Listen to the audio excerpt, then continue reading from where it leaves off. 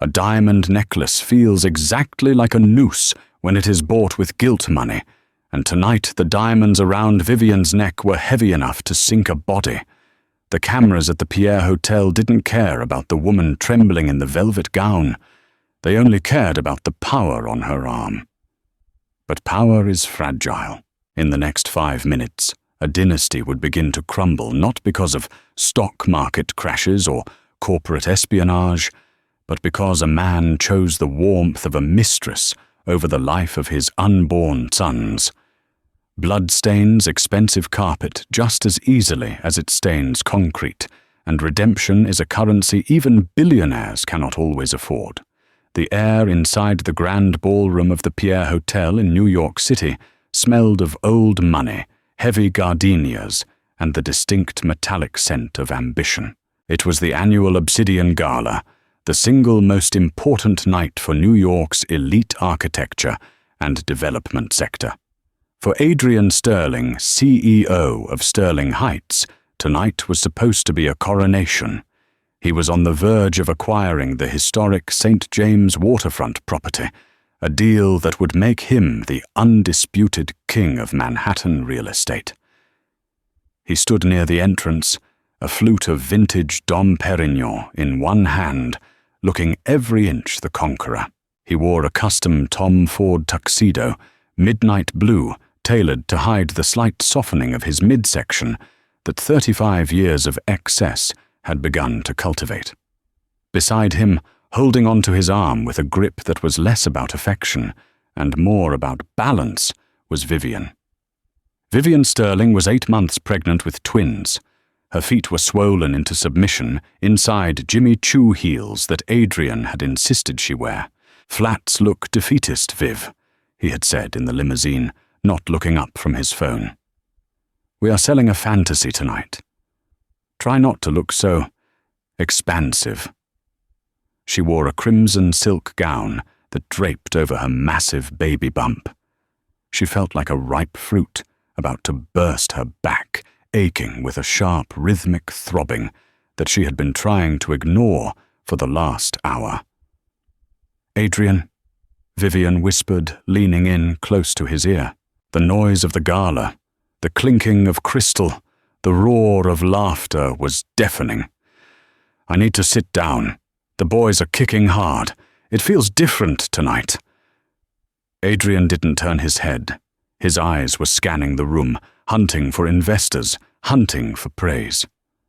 "Not now, Vivian. The board is watching. Just smile. You look fine." "I don't feel fine." She pressed a bead of cold sweat trickling down her temple. "My lower back. It's like a knife. It's Braxton Hicks." Adrian dismissed, finally sparing her a cold, annoyed glance. "You've had them for weeks. Don't cause a scene. Look, there's Harrison from the Planning Commission. Straighten up." He physically adjusted her posture, his hand digging into her waist. Vivian bit her lip to keep from crying out. She loved him, or at least she remembered loving the man he used to be before the money became astronomical. But recently he was a stranger, a cruel, distant stranger who smelled of a perfume that wasn't hers, and then she saw the source of that perfume. Standing near the ice sculpture, wearing a dress that was little more than silver dust and bad intentions, was Bella Rain. Bella was Adrian's PR consultant. She was 24, sharp as a tack, and possessed a beauty that was predatory. She caught Adrian's eye across the room and raised her glass in a subtle, intimate toast. The look that passed between them was electric naked and devastating. Vivian felt the floor tilt. It wasn't just the physical pain anymore. It was the humiliation. The entire room knew. The whispers had been circulating for months in the Upper East Side salons. Poor Vivian, carrying 2 heirs while he carries on with the help. "I need to go to the restroom," Vivian gasped, clutching her stomach. The pain spiked, sudden and jagged, tearing through her abdomen. "Go!" Adrian snapped. "Fix your makeup while you're there. You look pale." Vivian let go of his arm and took a step away. As she did, a warm, terrifying gush of fluid released between her legs. It wasn't just water. It was heavy. It was hot. She looked down. On the pristine white marble floor of the Pierre Hotel, a puddle was spreading. It wasn't clear. It was bright arterial red. A gasp rippled through the nearby crowd. A woman in a Chanel suit covered her mouth. "Adrian, bleh." Vivian choked out her voice, small, terrified. Adrian turned annoyed by the sudden silence of the group behind him. He looked down at the floor and his face contorted, not with concern, but with disgust. "Jesus Christ, Vivian!" he hissed, stepping back to avoid the blood reaching his patent leather shoes. "I told you to handle yourself." "Something's wrong," she cried, her knees giving way. She collapsed into the pool of her own blood, her hands clutching her belly. "The babies. Adrian, help me." The room was buzzing now. Phones were coming out. Flashbulbs popped, blinding her. Bella Rain was suddenly there, not helping, but hovering near Adrian. She whispered something in his ear, her hand resting possessively on his shoulder. "The press is going to have a field day," Bella murmured, loud enough for Vivian to hear from the floor. "This looks like a disaster, Adrian. It looks weak." Adrian looked at his wife bleeding out on the floor, and then he looked at the exit where the paparazzi were waiting for the keynote speakers. He made a calculation. If he stayed, he was the husband of a sick woman trapped in a medical drama. If he left now through the VIP exit with Bella, he could spin it later. He could say he went to get the car. He could say anything. But he couldn't deal with the mess. Not with his tuxedo. Not tonight. "Call an ambulance," Adrian barked at a waiter, his voice devoid of emotion. "Adrian." Vivian reached a hand out, her fingers stained red. "Don't leave me." Adrian looked at her hand, then stepped over it. "I have to secure the investors, Vivian. The ambulance is coming. Don't be dramatic." He grabbed Bella's hand. "Let's go. Out the side." Vivian watched through tear-blurred eyes as her husband, the father of the children fighting for their lives inside her, walked away with his mistress. The darkness began to creep in at the edges of her vision. The pain was unbearable, a tearing sensation that felt like she was being ripped in half. "I'm dying," she thought. "We are all dying." The crowd formed a circle, a ring of vultures taking photos, but no one moved to touch her. No one wanted the blood on their couture. Then the circle broke. A man in a black tuxedo, broad-shouldered and moving with the force of a freight train, shoved a security guard aside. He didn't look like the other soft-handed men in the room. He had a scar running through his left eyebrow and eyes that were the color of a stormy sea. Ethan Blackwood. He was Adrian's greatest rival, the man who had built Blackwood Global. From nothing, a man, rumors said, had grown up fighting in the dockyards of London before buying half of New York. Adrian hated him. Vivian had only ever seen him from afar, a dark, brooding figure at board meetings. Ethan dropped to his knees, heedless of the blood soaking into the knees of his $5,000 trousers. "Look at me," he commanded, his voice, deep and steady, cutting through the panic in her mind. He didn't flinch at the gore. He took off his tuxedo jacket and bundled it into a tight ball. "It hurts," Vivian sobbed. "He left me. He left." "Forget him," Ethan growled, pressing the jacket firmly against the source of the bleeding. "Focus on me. What are their names? The boys.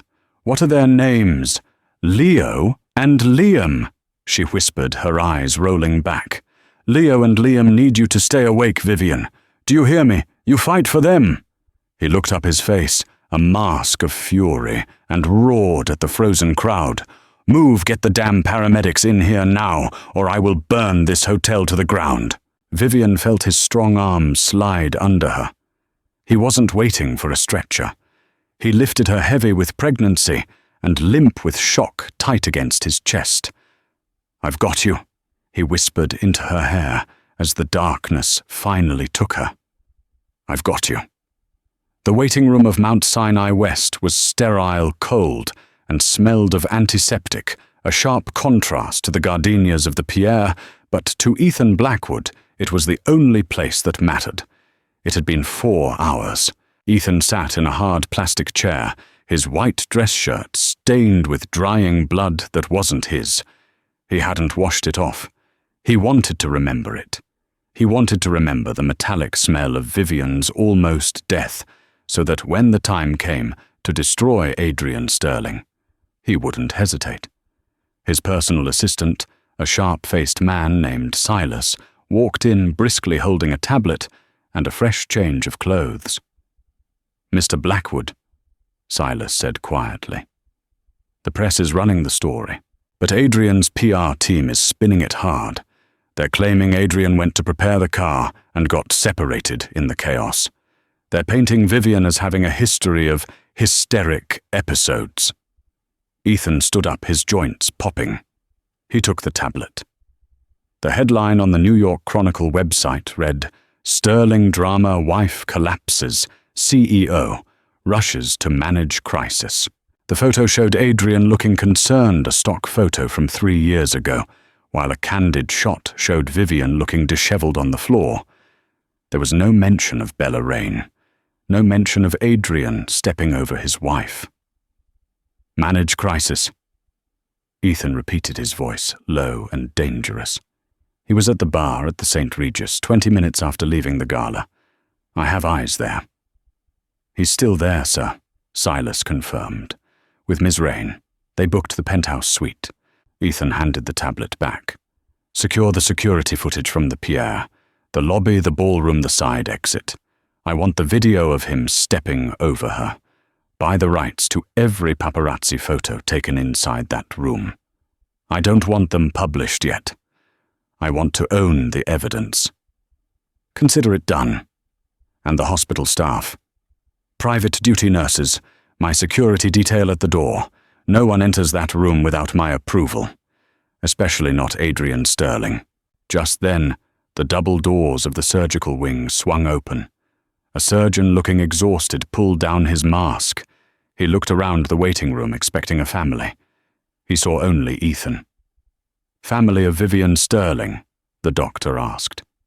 "I'm handling her affairs," Ethan said, stepping forward. "Where is the husband?" "We couldn't reach him," the doctor said, a flicker of judgment in his eyes. "We tried 3 numbers. "Tell me," Ethan demanded. "She's stable, barely. It was a severe placental abruption. She lost a massive amount of blood. Another 10 minutes, and we would have lost her." "And the twins?" Ethan asked, holding his breath. He didn't know why he cared so much. Perhaps it was because he had grown up an orphan, discarded and unwanted. The idea of a father walking away from his children triggered a violence in him that he usually kept reserved for boardrooms. "They are in the NICU," the doctor said. "Born at 34 weeks. They are small 4 pounds each, and their lungs are underdeveloped. They're on ventilators. It's going to be a long road. But they are fighters." Ethan let out a breath he didn't realize he was holding. "Leo and Liam?" "Yes," the doctor nodded. She mumbled those names before the anesthesia took hold. "Can I assume you will authorize the transfer to a private suite for recovery?" "The best you have," Ethan said. "And put the boys' care on my tab. Anonymous donor. I don't want Sterling's insurance touching this." The doctor raised an eyebrow but didn't argue with the black Amex card Ethan produced. Ethan walked to the NICU window. It was a quiet, dimly lit world of beeping machines and transparent boxes. He looked through the glass. There they were. 2 tiny, fragile human beings, hooked up to tubes and wires, their chests rising and falling in a rapid mechanical rhythm. They looked impossibly small. Ethan placed his hand against the glass. "Your father is a king of ashes," he whispered to the sleeping infants. "He thinks he's won tonight because he didn't get his shoes dirty. But he doesn't know what he just created." Ethan's reflection in the glass was grim. "He created me," Ethan vowed, "and I'm going to take everything he has." At that moment, his phone buzzed. It was a text from a contact at the St. Regis Hotel. An image attached. It was a grainy photo taken from across a bar. Adrian Sterling was laughing, holding a glass of scotch with Bella Rain sitting on his lap. He looked relieved. He looked like a man who thought he was free. Ethan saved the photo. He walked back to the elevators, pressing the button for the ICU floor where Vivian was recovering. He needed to be there when she woke up. He needed to be the first face she saw. Not to romance her, she was a broken woman, and he wasn't a predator, but to offer her the one thing she would need more than oxygen, a weapon. When he entered her room, she was asleep, pale as the sheets hooked up to a blood transfusion bag.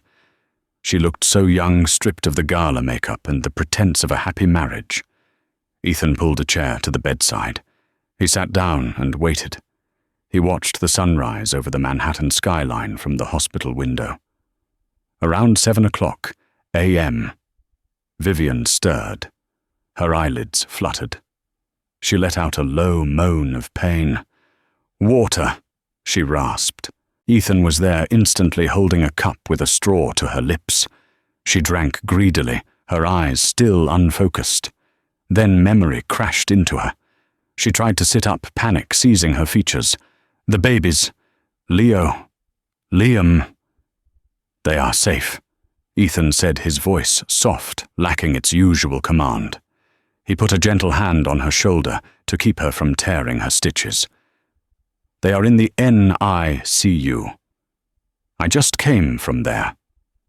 They are breathing. They are alive." Vivian collapsed back against the pillows, tears leaking from her eyes. She blinked, trying to focus on the man beside her. "Adrian," she whispered, hoping against hope. Ethan's face hardened, though his touch remained gentle. He didn't want to hurt her, but he wouldn't lie to her. "No, Vivian. It's Ethan. Ethan Blackwood."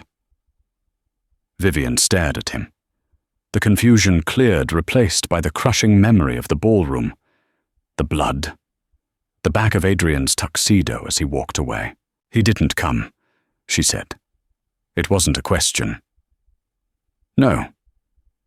Is he on his way?" Ethan looked at her, debating how much to break her heart. He decided to rip the bandage off. He pulled out his phone and opened the photo he had received hours ago. The one of Adrian and Bella at the bar laughing while Vivian was being cut open on an operating table. He held the phone up for her to see. Vivian stared at the screen. She didn't scream. She didn't wail. She just stared, her eyes tracing the familiar line of her husband's jaw, the way he held Bella. The timestamp was 2:00 a.m., while she was bleeding. Something in Vivian's eyes died then. The soft, hopeful light of the wife who wanted to please her husband was extinguished. In its place, a cold, hard ember began to glow. She pushed the phone away. "Why are you here, Ethan?" she asked, her voice raspy but steady. "You hate him." "I do," Ethan admitted. "But I don't hate you, and I don't hate children." "He left us to die," she whispered. "Yes, he did." Ethan leaned in. "So the question is, Vivian, do you want to cry about it? Or do you want to ensure he never has the power to hurt you or those boys again?" Vivian looked at the ceiling, then at the empty space where her husband should have been. She thought of her tiny sons in plastic boxes, fighting for every breath, while their father toasted to his freedom. She looked back at Ethan Blackwood. "I don't have anything," she said. "He controls the accounts, the house, the lawyers. I signed a prenup. You have me, Ethan said simply. I have better lawyers. I have more money. And I have the footage of him stepping over you. We can destroy his reputation by noon, or... He paused. Or we can play the long game. We can let him think he's won. We can let him build his empire on sand, and then, when he's at his highest point, we kick the pillars out. Vivian closed her eyes, tears squeezing out, but her jaw was set. The long game, she whispered. Good, Ethan said. Now rest. You have a war to prepare for. The divorce papers arrived 3 days after Vivian was discharged from the hospital, delivered not by Adrian, but by a junior associate from his legal firm. Vivian was sitting in a wheelchair in the foyer of a private safe house Ethan had arranged in the Hamptons.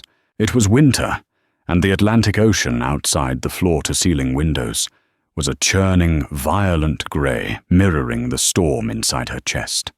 The associate, a young man named Timothy, who looked terrified to be in the presence of Ethan Blackwood, placed the thick manila envelope on the glass coffee table.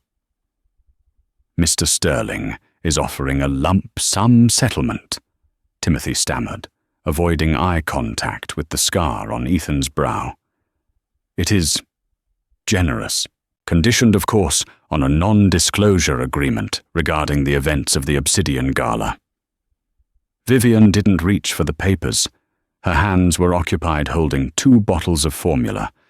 The twins Leo and Liam were finally out of the NICU, but they were still dangerously small.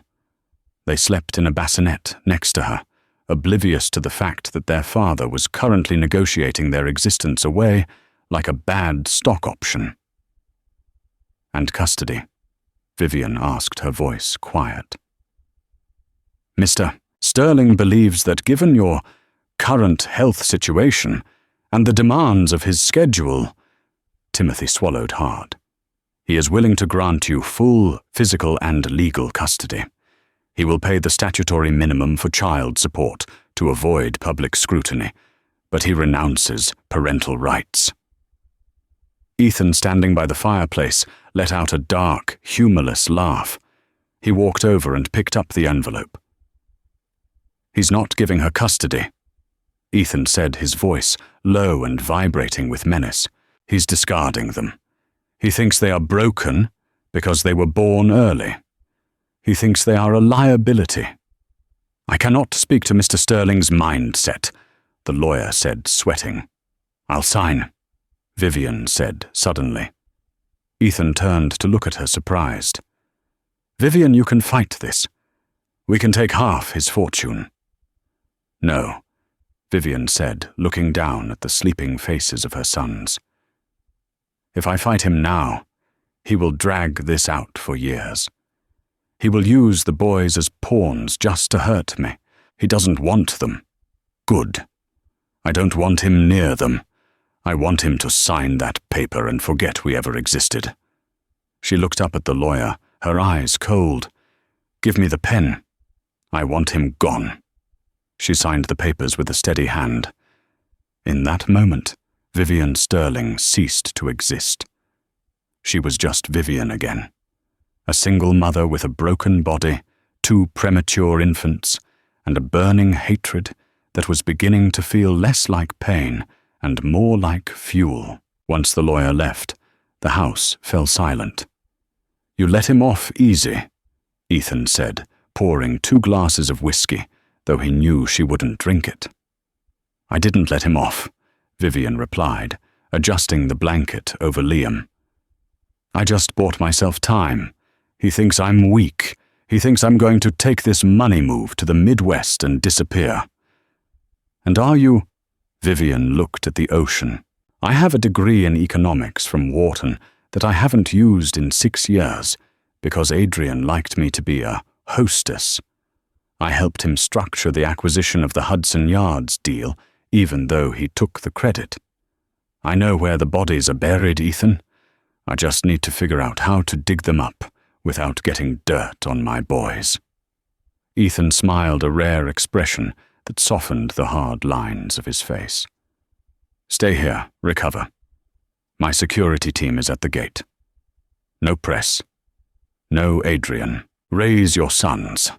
And when you are ready to stop hiding, tell me.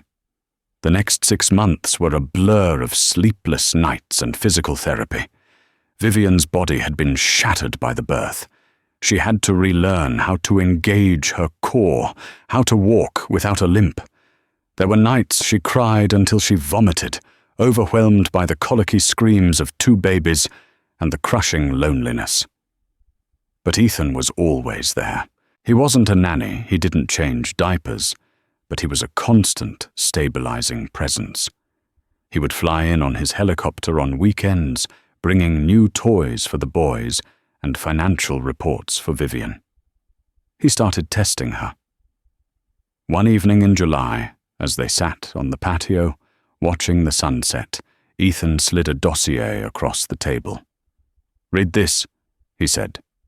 Vivian opened it. It was a chaotic mess of financial sheets regarding a failing shipping logistics company in New Jersey. "It's a disaster," Vivian said, scanning the profit and loss statements. "They're bleeding cash in overtime, and their inventory management is archaic. Why are you showing me this? I'm thinking of buying it." Ethan lied. "What would you do?" Vivian spent the next 2 hours tearing the company apart. She highlighted the inefficiencies, proposed a restructuring of the debt, and identified a hidden asset in the form of waterfront warehouse rights that were undervalued. When she finished, her eyes were bright. She wasn't the sad, discarded wife anymore. She was a strategist. "Don't buy it," she concluded. "Let it fail. Buy the debt for pennies on the dollar in 6 months, then foreclose and take the real estate. The company is worthless, but the land is gold." Ethan nodded slowly. "Correct. That's exactly what I planned to do." He leaned forward. "You're ready, Vivian." "Ready for what?" "Adrian is launching his flagship project next month, the Sterling Spire. It's supposed to be the tallest residential building in New York. He's leveraged everything on it. If it succeeds, he's untouchable. If it fails, he's vulnerable." Vivian's expression darkened. "He's been in the news. I saw the photos. Adrian and Bella had married in a lavish ceremony in Lake Como 3 months prior. Bella was now the face of Sterling Heights, appearing on magazine covers dubbed the Modern Muse. They looked happy. They looked rich. "He's happy because he's unopposed," Ethan said. "He needs a competitor, someone who knows his playbook better than he does." "I can't go back to New York as Vivian Sterling," she said. "The press will eat me alive. I'm the tragic ex-wife." "Then don't go back as her," Ethan said. He reached into his jacket and pulled out a black velvet box. Inside was a simple, elegant lapel pin in the shape of a phoenix. "I've set up a venture capital firm called Phoenix Partners. It's registered in Singapore, untraceable ownership. I need a CEO to run the North American operations, someone ruthless." Vivian touched the pin. "Phoenix. Rise from the ashes," Ethan said. "Burn him down." 3 years had passed since the night of the Obsidian Gala. New York City had a short memory. The scandal of Adrian Sterling leaving his pregnant wife had faded, replaced by the glossy narrative of his power couple status with Bella Rain. Now Bella Sterling had rebranded herself as a philanthropist, though her charities seemed to spend more on galas than on actual aid. The Sterling Spire was halfway, built a jagged tooth of steel rising above Midtown. It was behind schedule and over budget, but Adrian spun every delay as perfectionism. Tonight was the reveal of the interior design concepts held at the Metropolitan Museum of Art. It was the event of the season. Adrian stood at the top of the stairs, Bella on his arm. Bella looked bored. She was typing on her phone, ignoring the line of sycophants waiting to shake Adrian's hand. "Put the phone away," Adrian hissed under his breath. "Stop nagging me," Bella snapped. "I'm buying shoes. You promised me the new Ferrari for tolerating these boring people. I promised you the Ferrari if you helped me secure the Japanese investors, Adrian retorted, which you didn't do. I looked pretty. That's my job. She rolled her eyes. Their marriage was a hollow shell. Bella was expensive, petulant, and uninterested in anything that didn't involve her reflection. Adrian missed the intellectual conversations he used to have with Vivian, though he would never admit it. He missed having a partner who understood the business. Mr. Sterling. A reporter from the Wall Street Journal waved a microphone. Word is there's a new player in the meatpacking district auctions. A firm called Phoenix Partners just outbid you for the breathless Warehouse 42. Any comment? Adrian frowned. Warehouse 42 was crucial for the Spire's supply chain logistics. Losing it was a headache. Phoenix Partners is a ghost firm, Adrian scoffed. Probably foreign money looking to park cash. They don't understand the New York market. They overpaid. Actually, a cool, feminine voice cut through the noise. We paid exactly what it was worth. You just undervalued it. The crowd parted. Walking up the steps of the Met was a woman who stopped the air in Adrian's lungs. She wore a tuxedo-style gown in stark white, a sharp contrast to the sea of black ties. Her hair, once long and wavy, was cut into a sharp, asymmetrical bob that framed a face defined by high cheekbones and icy confidence. She wore diamonds, but they were modern, jagged, aggressive. It took Adrian a full 5 seconds to recognize her. "Vivian," he whispered. She stopped 2 steps below him, forcing him to look down. Yet somehow she seemed to be looking down on him. "Hello, Adrian," she said. Her voice was different. The tremor was gone. It was replaced by a smooth, polished steel. "You look," Adrian stammered. He looked at her waist. Flat, her skin glowing. She looked 10 years younger and infinitely more dangerous. "Different," Vivian finished for him. "Yes. Happiness does that to a woman." Bella stiffened beside Adrian, sensing the shift in attention. The cameras were no longer pointed at her. They were feasting on the resurrection of Vivian Sterling. "What are you doing here?" Bella spat, her voice shrill. "This is a private event for industry leaders." Vivian shifted her gaze to Bella. She looked at the younger woman with the detached curiosity one might show a bug on a windshield. "I know," Vivian smiled. "That's why I'm here. I'm the CEO of Phoenix Partners, the firm that just bought the property you need to finish your building." A hush fell over the immediate circle. The reporter from the Wall Street Journal stepped closer, sensing blood. "You own Phoenix?" Adrian asked, his face paling. "My firm does," Vivian corrected.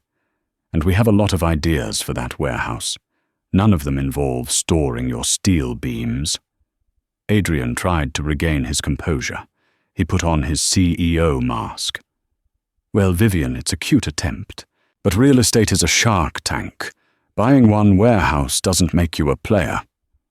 "We didn't just buy the warehouse, Adrian," Vivian said, taking a sip of champagne from a passing tray. "We also bought the air rights to the building directly south of your spire, and we just filed a petition with the city regarding your shadow projection. It seems your architectural drawings were optimistic." Adrian froze. The shadow laws were the one thing that could halt construction. If she sued for light blockage, he would be tied up in court for months. He would bleed millions in interest payments. "You can't do that," Adrian growled. "I already did." "This morning," Vivian toasted him. "Enjoy the party, Adrian. I hear the hors d'oeuvres are expensive. You should enjoy them while you can afford them." She walked past him, entering the museum. Ethan Blackwood was waiting for her by the Temple of Dendur. He looked dashing in his tux, but his eyes were fixed on Vivian with a mixture of pride and intensity. "You drew blood. Ethan noted, handing her a fresh glass. Just a scratch, Vivian said, her heart hammering against her ribs. Seeing Adrian had been harder than she expected, not because she loved him, but because the anger was so potent it made her hands shake. He looks tired. He is. He's over-leveraged, and now he's scared. Good. Did he ask about the boys? Ethan asked gently. Vivian paused. The realization hit her. No, she said, her voice dropping. He didn't ask a single thing. Then he deserves everything that is coming to him. Back at the entrance, Adrian was fuming. He turned to his head of security. Find out everything about Phoenix Partners. Who is backing her? Where did she get the money? I can tell you who, Bella said, looking at the door where Vivian had entered. I saw who she was talking to inside. Ethan Blackwood. Adrian's face went purple. Blackwood. They're sleeping together, Bella said, checking her makeup in her compact mirror. Obviously, that's how she got the money. She's just trading one billionaire for another. No, Adrian said, staring into the middle distance. Vivian isn't that kind of woman. He struggled to find the word. He remembered the woman who had helped him build his first company. The woman who stayed up all night, helping him with spreadsheets. He had forgotten her capability because he had been too focused on her fertility. She's smart, Adrian muttered, and she's angry. The next morning, the war officially began. Vivian sat in her new office in a glass skyscraper overlooking Central Park. Her desk was made of reclaimed wood, simple and strong. On the wall were framed drawings made by Leo and Liam, now 3 years old. They were thriving, smart, energetic boys who knew Ethan as Uncle E. They had no idea who Adrian Sterling was. Her intercom buzzed. Mrs. Vane. Her assistant said Vivian had legally reverted to her maiden name, Vane. Mr. Sterling is on line 1. He says it's urgent. Vivian looked at the phone. She let it ring. Let it go to voicemail, Vivian instructed. He says he wants to discuss a settlement for the air rights, the assistant added. I know what he wants, Vivian said, opening her laptop to look at the stock price of Sterling Heights. It was down 4% since the news of the lawsuit broke this morning. He wants a quick fix. He wants to pay me off. She typed a quick message to Ethan. Phase 1 complete. He's panicking. Ethan replied instantly. Don't settle. Squeeze him. Vivian picked up the phone, but not to answer Adrian. She dialed the number for the city zoning commissioner. Commissioner, Vivian said smoothly. This is Vivian Vane from Phoenix Partners. I'd like to discuss a donation to the city's park renovation fund, and while we're at it, I have some concerns about the safety inspections at the Sterling Spire site. I have reason to believe they are cutting corners on the concrete pours. It was a lie, or at least a hunch. But in New York, construction, every timeline was a lie, and every inspection could be failed if you looked hard enough. Vivian hung up. She swiveled her chair to look at the city. You wanted a legacy, Adrian, she whispered to the skyline. I'm going to give you one. It's just not the one you expected. The door to her office opened and Ethan walked in. He didn't knock. He never did. He carried 2 coffees and a tablet. The twins, she asked. My driver just dropped them at preschool. Leo bit a kid who tried to take his truck. He has your temper. Vivian smiled. And Liam. Liam tried to negotiate a trade. He has your brains. Ethan sat on the edge of her desk. The dynamic between them had shifted over the years. It was intimate, loaded with unspoken tension, but they had never crossed the line. Ethan was waiting for her to be fully healed. Vivian was waiting until she felt she was his equal, not his charity case. Adrian is going to come for you personally, Ethan warned. He's going to try to charm you. He's going to use the past. I have no past with him, Vivian said, standing up and smoothing her skirt. "I only have a future." "He's invited you to lunch, the Four Seasons. How do you know?" "I have his calendar tapped." Ethan smirked. "Are you going?" "Yes," Vivian said. "I want to look him in the eye when I tell him that I'm not just blocking his building. I'm planning a hostile takeover of his entire company." Ethan's eyes darkened with a mixture of desire and respect. "God, you're terrifying." "You made me," she reminded him. "No." Ethan stood up, towering over her. He reached out and tucked a strand of hair behind her ear, his fingers lingering on her jawline. "I just polished the diamond. You were always this hard, Vivian. You just needed a reason to cut." The air between them crackled. For a moment, Vivian thought he might kiss her. She wanted him to. She wanted to erase the memory of Adrian's touch forever. But the phone rang again. "Mrs. Vane," the assistant interrupted. "Adrian Sterling is in the lobby. He says he's not leaving until he sees you." Vivian pulled away from Ethan, her eyes turning back to ice. "Send him up," she said. She looked at Ethan. "Stay. I want him to see us." "With pleasure." Ethan leaned back in the chair, crossing his legs, looking like the king of the world. The elevator doors slid open. Adrian stormed in, looking flustered, his tie slightly askew. "Vivian, we need to stop this nonsense." He stopped dead when he saw Ethan Blackwood sitting on the edge of Vivian's desk, sipping coffee from a mug that said, "World's Best, Mum." "Hello, Adrian," Ethan said lazily. "We were just talking about your concrete. Is it curing well?" Adrian looked from Ethan to Vivian. The betrayal on his face was almost comical. "You're working with him," Adrian accused, pointing a shaking finger. "He's a shark, Vivian. He'll eat you alive." Vivian walked around the desk and stood next to Ethan. She didn't touch him, but their unity was undeniable. "He didn't leave me bleeding on a hotel floor, Adrian," Vivian said softly. The room went silent.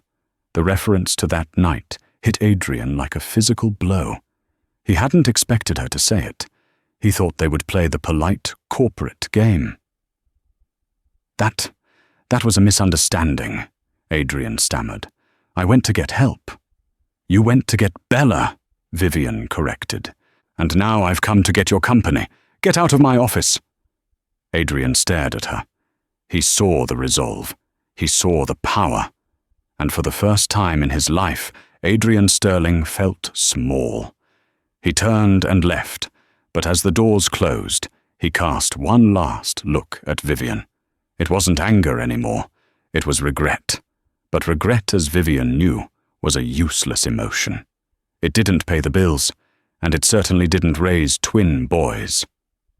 "Part 4 complete," Vivian said, turning to Ethan. "Now let's talk about the hostile takeover." The rain in Manhattan was relentless, hammering against the glass walls of Adrian Sterling's penthouse. Inside, the mood was even stormier. Adrian sat at his mahogany desk, staring at a series of high-resolution photographs. His private investigator, a former FBI agent named Graves, had just spread out across the leather surface. The photos were not of corporate malfeasance or hidden bank accounts. They were of a playground in Central Park. In the center of the frame, laughing as they chased a golden retriever, were two identical boys. They had dark, curly hair and eyes that were undeniably, unmistakably Adrian's. "They're 3 years old," Graves said, his voice gravelly. "Born prematurely at Mount Sinai West. The birth records are sealed under an anonymous donor's protection, but I cross-referenced the dates. These are your sons, Mr. Sterling, Leo and Liam Vane." Adrian felt the blood drain from his face. He picked up a photo. The boy in the picture, Leo, presumably was holding a toy truck with a fierce determination that mirrored Adrian's own. "She kept them," Adrian whispered. "She told the lawyers she was handling the situation. I thought..." You thought she lost them, or gave them up? Graves asked neutrally. I thought they didn't matter. Adrian admitted to the empty room, a wave of unfamiliar guilt crashing into him. But the guilt was quickly replaced by a surge of possessiveness. These weren't just children. They were heirs. The Sterling dynasty had been halted because Bella had refused to get pregnant, citing her modeling career. Now Adrian was staring at his legacy, currently being raised by his enemy. Who is the man in the picture? Adrian pointed to a figure in the background of another photo. The man was pushing the boys on the swings. Ethan Blackwood. Graves confirmed. He's listed as their emergency contact at the preschool. The boys call him Dad sometimes, though the teachers say they usually call him Uncle E. Adrian slammed his fist onto the desk. He's raising my sons. He's living my life. The door to the study burst open. Bella stormed in, wearing a silk robe and a face mask of green clay. Why is the credit card declined at Saks? She shrieked. I tried to buy the new collection, and the salesgirl looked at me like I was a pauper. Adrian looked at his wife, vain, shallow, and currently costing him a fortune, and then looked back at the photo of the beautiful, healthy sons he had abandoned. The contrast was nauseating. Because Vivian Vane has frozen our liquidity, Adrian snarled. She's choking the company. Then sue her, Bella yelled. Make it stop, I'm tired of hearing about her. I am going to sue her, Adrian said, a dark plan forming in his mind. He stood up, grabbing the photos. But not for money. I'm going to sue for custody. Bella stopped, her mouth hanging open. What you don't want, kids. I don't want kids. They're sticky and loud. They are leverage, Bella, Adrian said cold-heartedly. Vivian loves those boys more than anything. If I threaten to take them away, she'll drop the lawsuit. She'll give up Phoenix partners. She'll do anything to keep them. You're going to bring 2 brats into this penthouse just to win a business deal. Bella looked horrified. If I have to, or I settle for shared custody and let the nannies deal with them. The point is, I have a legal right, and I'm going to use it. The subpoena arrived at Vivian's office 2 days later. Vivian was in the middle of a strategy meeting with Ethan when the process server dropped the papers. She read the first line, petition for full custody of minors Leo and Liam Vane, and the room spun. She didn't scream. She went dead silent. Ethan took the paper from her hands. His eyes scanned the legal jargon, and his face turned into a mask of pure fury. The temperature in the room seemed to drop 10 degrees. He doesn't want them, Vivian whispered, her voice trembling for the first time in years. He doesn't even know them. He's doing this to break me. He won't get near them, Ethan vowed. I have the best family law attorneys in the country on retainer. It's not about lawyers, Ethan. He's their biological father. The courts favor biology. If he plays the reformed father card, a judge might grant him visitation. I can't let him take them. He'll neglect them, or worse, Bella will be cruel to them. Vivian stood up, pacing the office. She looked like a tigress whose den had been breached. He wants a fight, Vivian said, her breathing heavy. I'll give him a war. He thinks he can use my children as bargaining chips. I will burn his entire legacy to the ground before I let him sign a permission slip. Ethan grabbed his coat. Where are you going? I'm going to the press, Vivian said. He wants to play the family man. Let's show the world what kind of family man he really is. Wait, Ethan stopped her. If you go to the press now, it becomes a circus. The boys will be paparazzi fodder. We need to be smarter. Ethan walked to the safe behind her desk. He dialed in the combination and pulled out a small encrypted flash drive. What is that? Vivian asked. The security footage from the Pierre Hotel, Ethan said. The night he left you. I bought it. Remember, I've never released it, because I wanted to protect your dignity. But if he wants to claim he's a fit father, Ethan held up the drive. This shows him stepping over his bleeding wife to leave with a mistress. No family court judge in New York will grant custody to a man who did that. Vivian looked at the drive. It was the nuclear option. It would humiliate Adrian, but it would also expose her most painful moment to the world. "Do it," she said. The morning the video leaked, the internet broke. Ethan had leaked it to TMZ and the New York Times simultaneously. The headline was simple and devastating: "The billionaire who walked away." The grainy black and white footage was undeniable. It showed Vivian collapsing. It showed the blood. And in high-definition horror, it showed Adrian Sterling, looking at his watch, grabbing Bella's hand, and stepping over Vivian's outstretched arm to exit the side door. The public reaction was visceral. Within hours, #BoycottSterling was trending worldwide. Investors who had been sticking by Adrian suddenly pulled out. The bank financing the Sterling spire invoked a moral turpitude clause in the lending contract and froze the funds. Adrian watched his empire crumble from his office. His phone was ringing off the hook, but he didn't answer. He just stared at the screen, watching the video on a loop. Did I really look that cold? He wondered. In his memory, he had justified it. He had told himself he was panicked, but the camera didn't lie. He looked like a monster. The door opened. It wasn't Bella. It was the board of directors of Sterling Heights. Adrian, the chairman, a stern man named Arthur Pendergast, said, "We're invoking Article 15. You are removed as CEO effective immediately." "You can't do that," Adrian croaked. "I built this company." "And you destroyed its reputation in 10 seconds, Arthur said. "The stock is in freefall. We have a buyer who is willing to take on the debt and stabilize the assets, but only if you are gone." "A buyer?" Adrian laughed bitterly. Who has the capital to buy Sterling Heights?" Arthur stepped aside. Vivian walked in. She wasn't wearing white this time. She wore a suit of deep midnight blue, the color of bruising. She walked to the head of the table, the place where Adrian had sat for a decade. "Hello, Adrian," she said. "You," Adrian whispered. "You did this. You did this," Vivian corrected. "I just turned on the lights." She placed a document on the table. "This is the acquisition offer.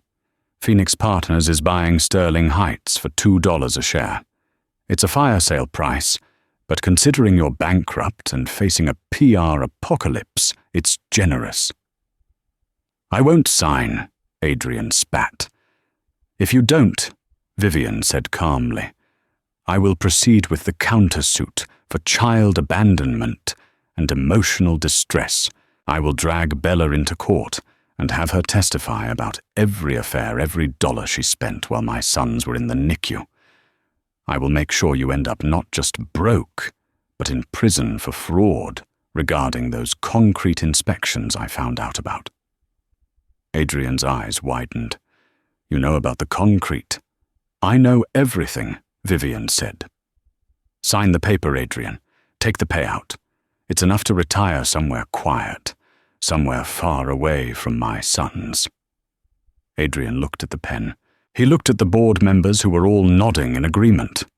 He looked at Vivian, the woman he had underestimated, the woman who had grown into a titan while he was busy chasing shallow pleasures. He realized then that he had never really known her, and now he had lost her in every way a man can lose a woman. He signed.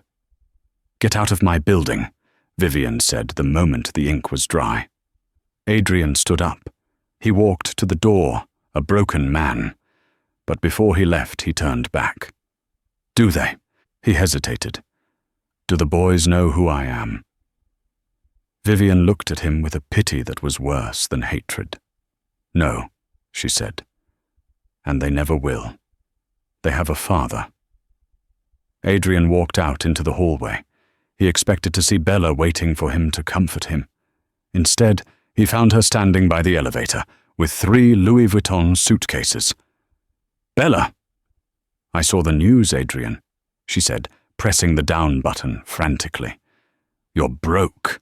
And that video, it's gross. I can't be associated with you." "I did that for you," Adrian screamed, losing his composure. "I left her for you. Nobody asked you to." Bella shrugged, the elevator doors opening. "You're a loser, Adrian, and I don't date losers." She stepped in, and the doors closed, leaving Adrian Sterling standing alone in the hallway of the company he used to own, with no wife, no children, and no future. 6 months later, the Sterling Spire had been renamed. It was now the Phoenix Tower. Vivian had redesigned the lobby. Gone was the cold, imposing marble Adrian had chosen. Instead, it was warm, filled with light and living walls of greenery. It included a daycare center for the employees, a policy Vivian had instituted on day 1. It was Saturday, and the office was empty, save for the CEO's suite. Vivian stood by the window, looking out at the city she now helped shape. She felt a lightness in her chest that had been missing for years. The fear was gone. The need for revenge was gone. All that was left was peace.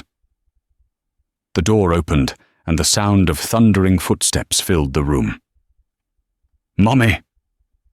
Leo and Liam, now almost 4, burst into the office. They were wearing matching denim overalls and covered in what appeared to be chocolate ice cream. Vivian knelt down, catching them both in a massive hug. "Who gave you ice cream before lunch?" "I did," Ethan said, leaning against the doorframe. He looked relaxed, happier than she had ever seen him. He had officially merged Blackwood Global with Phoenix Partners, creating the largest development firm in the East Coast. But more importantly, he had merged his life with hers. "You spoil them," Vivian scolded, gently wiping Liam's face. "I'm making up for lost time." Ethan smiled. He walked over and helped her stand. "The car is ready. The helicopter is waiting to take us to the Hamptons." "Are we celebrating something?" Vivian asked. Ethan reached into his pocket. He didn't pull out a ring, not yet. He pulled out a letter. "I just got confirmation," Ethan said. "The adoption papers went through. Adrian didn't contest it. As of this morning, I am legally their father." Vivian felt tears prick her eyes. This was the final victory, the final lock on the door to the past. "They're yours," she whispered. "We're yours," Ethan corrected. He pulled her close, kissing her forehead. "We did it, Viv. We won." "No," Vivian said, looking at her 2 boys who were currently trying to climb onto her boardroom table. "We didn't just win, we survived, and we built something better." She looked out at the skyline one last time. Somewhere out there, Adrian was living in a small apartment in Queens, working as a consultant for a mid-tier firm, alone with his regrets. He was a ghost. Vivian turned her back on the city and focused on her family. "Let's go home," she said. Ethan picked up Leo. Vivian picked up Liam, and together they walked out of the office, leaving the lights on, shining bright like a beacon over the city. So that is the story of Vivian, the woman who was left to bleed, and how she turned her pain into an empire. It's a reminder that rock bottom is just a foundation to build something new. Adrian Sterling thought power came from money and ruthlessness, but he learned the hard way that true power comes from loyalty, love, and the resilience of a mother protecting her children. He traded a diamond for a stone, and in the end, he was left with nothing but dust. If this story moved you, or if you've ever had to fight your way back from a betrayal, please hit that like button. It really helps the channel. Don't forget to subscribe and ring the notification bell so you never miss a story about justice being served. Share this video with someone who needs a reminder that the best revenge is massive success. Thanks for watching, and see you in the next one.